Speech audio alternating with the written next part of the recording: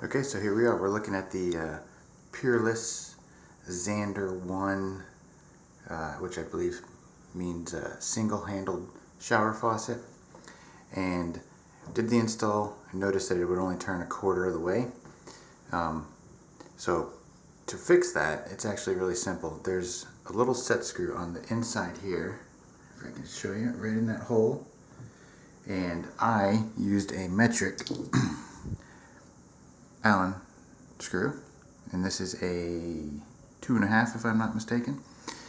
Basically pop that in that hole, undo the little set screw. It may be stuck, but undo it. And actually you would have had to have put the handle on yourself, so you know how tight that's going to be. But if you're having this issue, which out of the box this is the way the default setting was, so you basically pop this off. Okay, so actually before we do that, it only turned about that much, and you're supposed to be able to go all the way to hot, and that's where we're going to be adjusting that setting.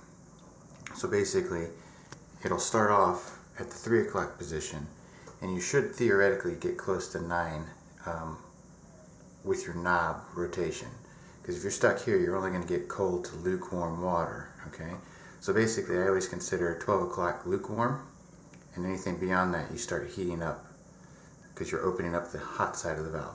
Anyway, to do that, basically you're going to take the head off, your faucet knob off, and you have this little strange looking adjustment. Now some of them have a bump stop, okay, that you can take off and turn. This one you actually have to pull this out, this little piece here, you pull that back and rotate it, alright? And there's little instructions on here, so basically pull that back, rotate it to your hot level, make sure it resets back in. So let me show you. So pull it out, you can turn it, and basically just pop it back in. You'll put your handle back on, and get that back on there real quick, and I'll show you. And it turns all the way. Alright?